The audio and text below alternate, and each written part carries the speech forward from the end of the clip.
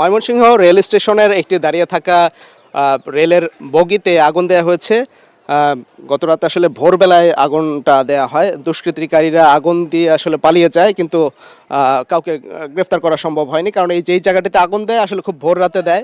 এবং এখানে একটু দেখাতে চাই যে এই পেছনেই যে বগিটি রাখা হয়েছে, এই বগির এখানে সিটের বিভিন্ন অংশ পুড়ে গেছে। এখানে যেটা দেখা যাচ্ছে যে এই দুষ্কৃতিকারীর এই জানালা দিয়ে দুই পাশ থেকে আগুন দেওয়ার চেষ্টা করেছে, এবং আগুন দিয়ে আসলে আগুন ছড়িয়ে পড়ার আগেই নিয়ন্ত্রণে আনে এই রেলওয়ের দায়িত্বে থাকা যে পুলিশ সদস্যরা আছেন, তাদের নিরাপত্তা বাহিনী। রেলওয়ে নিরাপত্তা বাহিনীর তৎপরতায় আগুন ছড়িয়ে পড়ার আগেই আসলে নিয়ন্ত্রণে আসে, এবং যে ব্যক্তি আসলে আগুন দিয়ে যারা দিয়েছিল, দুর্বৃত্তরা আসলে তাদেরকে ধাওয়া করেছিল, কিন্তু তাদেরকে ধরা সম্ভব হয়নি। এবং এই যে যেই জায়গাটিতে আগুন দেওয়া হয়েছে, এই রেলের যে বগিটা যেখানে আছে সেখানে আসলে এইখানে কোনো সিসিটিভি ক্যামেরা নেই, কারণ এটা হচ্ছে রেলের স্টেশনের যে মূল প্ল্যাটফর্ম থেকে অনেকটা দূরের অংশে, এবং এখানে গাড়িটা ওয়াশ করা হয়। এখানে যে রেলের বগি ওয়াশ করা হয় ওই অংশ থেকে এখন বগিটা অনেকটুকু দূরেই আনা হয়েছে। এখানে যেই চিত্রটা দেখতে পাচ্ছেন যে এখানে একটি বগির পেছনের অংশের সিটেই এখানে রাখা হয়েছে। আমরা একটু জানতে চাই, এখানে একজন দায়িত্বরত আছেন, রেলওয়ে নিরাপত্তা বাহিনীর একজন কর্মকর্তা আছেন। আপনি আসলে কি বলবেন, এখানে কিভাবে হয়েছিল?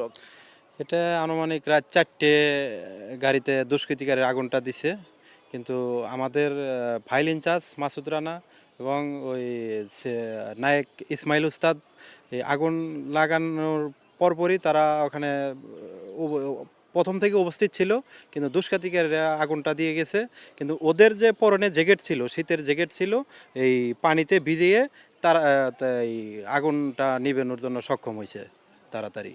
আচ্ছা আচ্ছা, এই যে আগুনটা দেওয়া হয়েছিল এখানে আসলে তখন খুব গভীর রাতে এখানে দাঁড়ানো অবস্থায় ছিল, যার ফলে কিন্তু কোনো ওয়াশফিটে থাকার কারণে কিন্তু এখানে কোনো মানুষজন না থাকায় এই যে কোনো ধরনের যে প্রাণহানি বা কেউ আহত হওয়া এরকম কোনো ঘটনা ঘটেনি।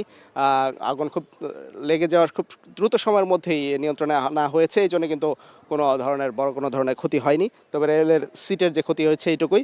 আমরা আসলে রেলের যিনি সুপারিনটেন্ডেন্ট আছেন এখানে, তার সঙ্গে কথা বলেছিলাম, আব্দুল্লাহ হারুন। উনি আমাদেরকে জানিয়েছেন যে আসলে এই যারা আগুন দেওয়ার চেষ্টা করেছিল আসলে তাদেরকে সিসিটিভি ক্যামেরার আওতার বাইরে থাকার কারণে তাদেরকে শনাক্ত করা সম্ভব হয়নি। তবে রেলের যে কর্মকর্তা যারা আছেন এবং যে রেলওয়ে নিরাপত্তা বাহিনী, তারা এই সব বিষয়ে আরও তৎপরতা বাড়িয়েছেন, যাতে কোনো ধরনের দুষ্কৃতিকারী কোনোভাবে আগুন দিতে না পারে, সেজন্য আরও তারা সচেতন রয়েছেন, এবং এই ময়মনসিংহ রেল স্টেশনকে নিরাপদ রাখার ক্ষেত্রে সর্বদা তারা তৎপর থাকবে, এমনটাই জানিয়েছেন। এই ছিল এখন।